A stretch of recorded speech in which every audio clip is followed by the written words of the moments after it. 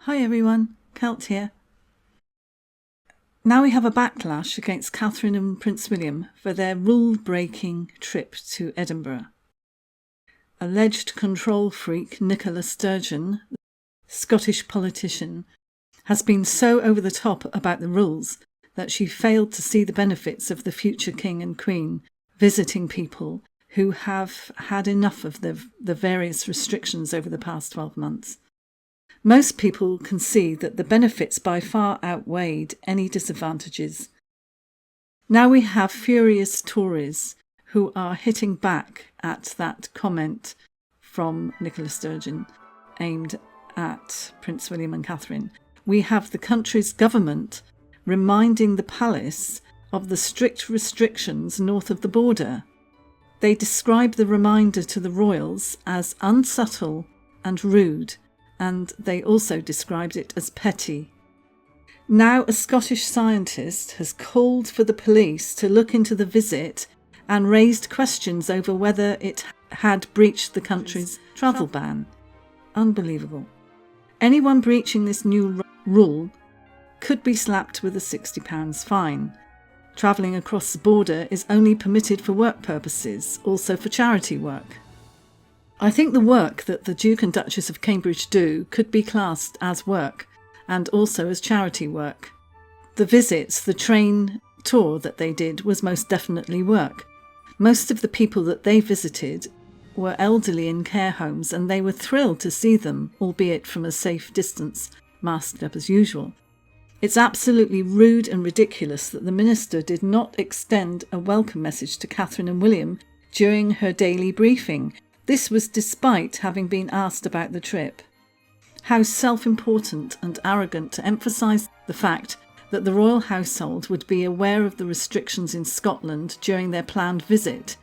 In other words, this control freak is saying that the royals, if anyone, should be obeying the rules and shouldn't have come to Scotland.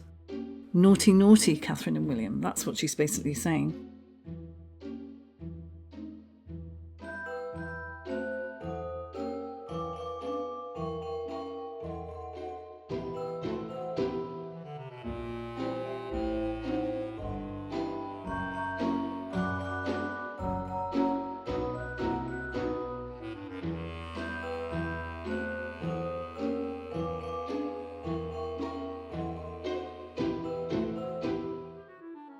Sounds like Scotland are distancing themselves through Nicola Sturgeon, making sure that Scotland is distancing itself from England and the rest of the UK.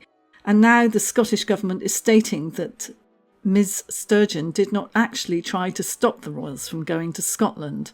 What a statement in itself. The self-importance is unbelievable.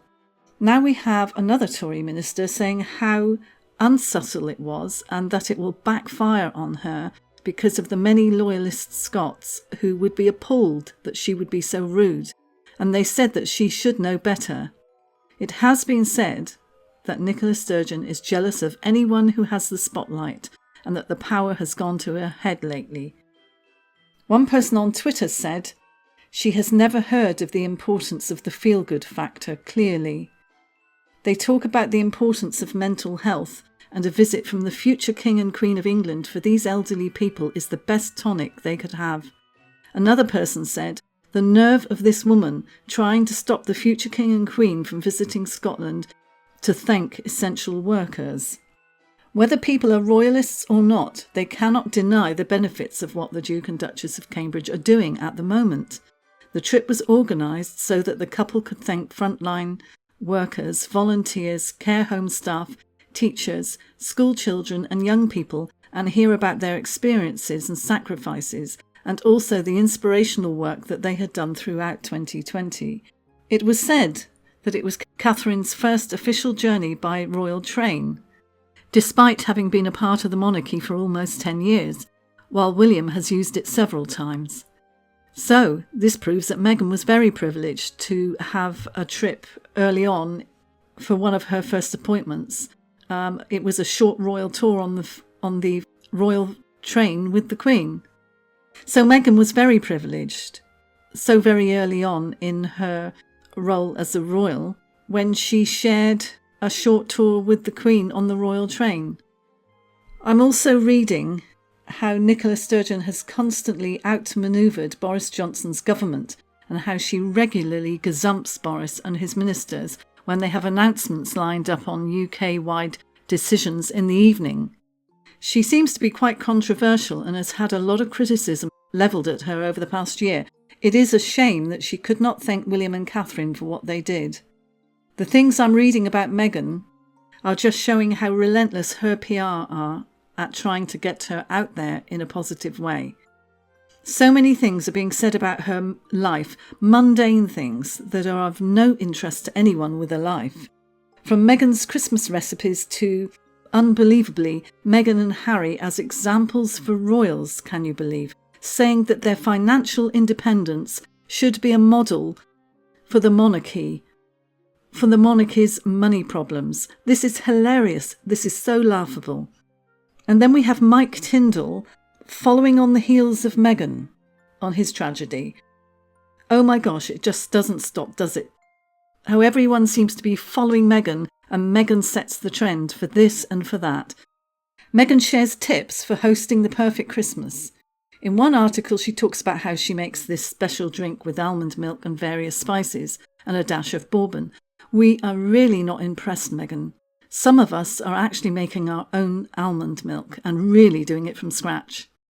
And it's basically easy. Most of these things that she tells us to make or bake are the easiest things in the world to do. But of course, we need Meghan to tell us how to do these things, because where would we be if we didn't have this woke, wonderful woman telling us how to wear clothes, how to lay the dining table, and how to make avocado on toast, how to be like a royal as if she ever was.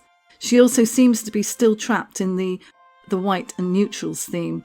How about branching out into something a little bit more adventurous, Meghan?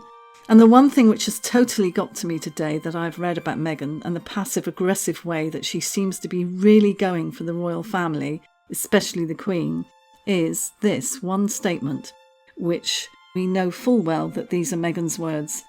And it talks about her being excited to host the Christmas at her home and do the cooking. And the royal family is, and I quote, not in the plan. This was according to the Mirror paper. How about the royal family sending Meghan a message and saying that future bailouts and financial help is not in the plan? Nothing better than using someone's own words back at them. Go for it, senior royals. What do you think? Let me have your comments and I'll see you in the next one. Thanks for watching. Please subscribe. Ding my bell for alerts for more videos. Like if you liked it and share. Bye.